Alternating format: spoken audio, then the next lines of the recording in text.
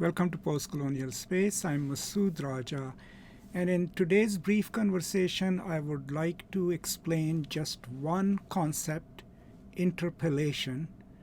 And the reason for it is, of course, so that we can learn about it, but also one of the supporters of my channel, Infinita, had asked in one of our recent webinars for me to record a brief conversation about it.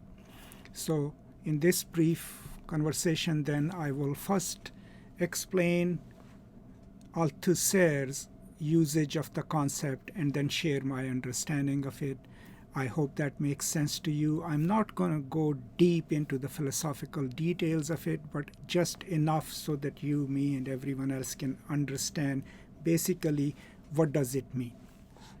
So just to be a bit precise, here is just the simplest explanation or definition of the term interpellation right out of Wikipedia. And it says, in Marxist theory, interpellation, the process by which we encounter a culture's or ideology's values and internalize them, is an important concept regarding the notion of ideology.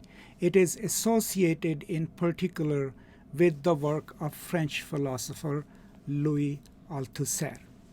And that is what I am briefly trying to explain.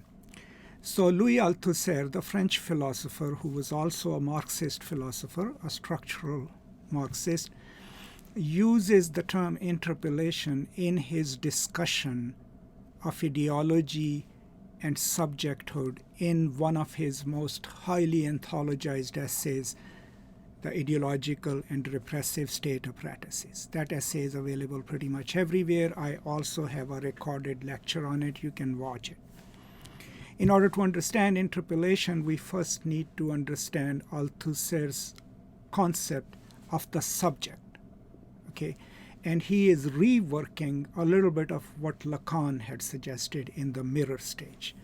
So in Lacanian psychoanalysis, in the mirror stage, the child, when he or she looks at her reflection in the mirror, that's the first time the child actually sees his or herself as this disembodied other, right? Detached from itself.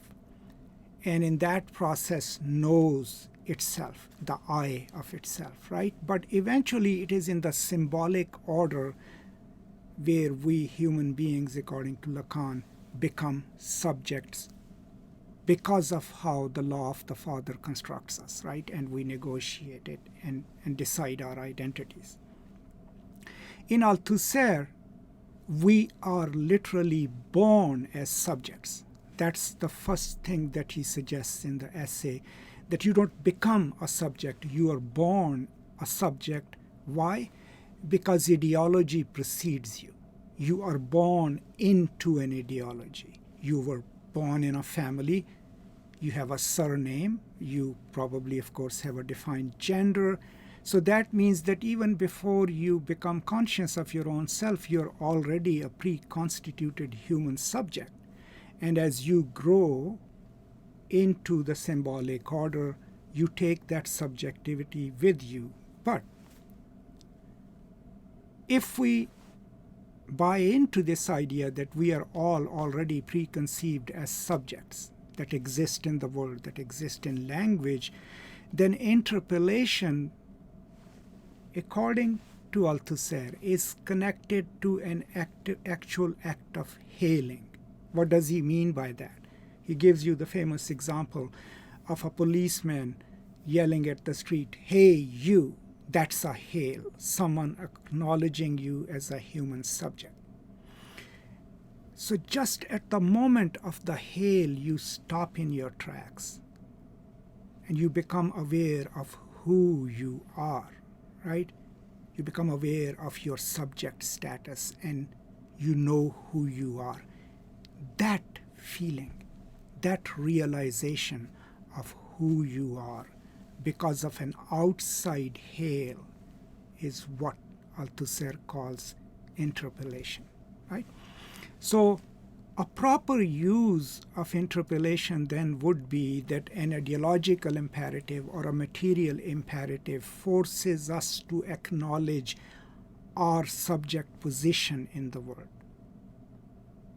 and not that someone's hail can interpellate us into someone else. No, that is not what interpellation does. Okay, interpellation makes us aware of our own subject position in the given ideology within which the hail is thrown at us.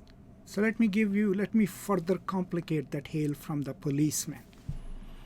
So if you're from a dominant group in any given society, a privileged person walking down the street and a policeman says, "Hey, you," the interpellation would point to you, your subjectivity, and underwrite your response. You'll turn around and probably say, what's the problem? Why did you stop me, right?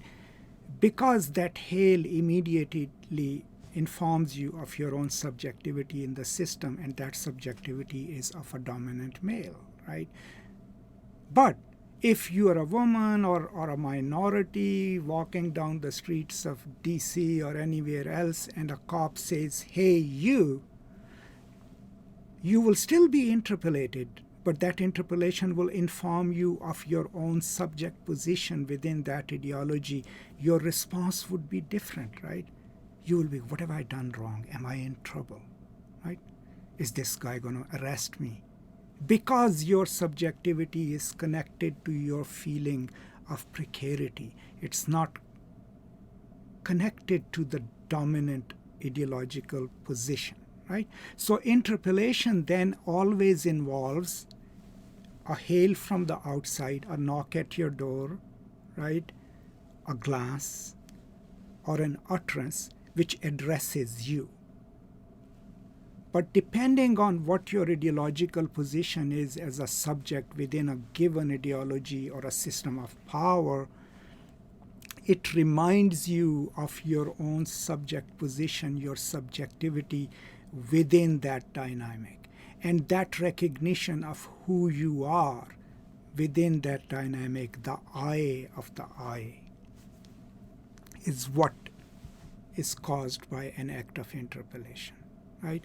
So very brief, this is my understanding of it. Of course, if I've completely destroyed the concept and not done justice to it, point it out to me in the comments or give me some more suggestions. But if you find it useful, then also please let me know. But this is my just the surface understanding of the concept. Now, if you want to read a really detailed discussion of the whole chapter by Althusser of ideological and repressive state apparatuses, my book on ISIS, the first chapter, is where I discuss my understanding of ideology, and it has a really thorough discussion of the concept. I already have a video on it, but if you would like to read the book, I'll post the link in the description. That's all I have. Thank you so much for your time, and I hope you're all staying safe, and I hope you're taking care of yourself and each other. Stay safe, and I will now see you next time. Until then, as always, peace and love.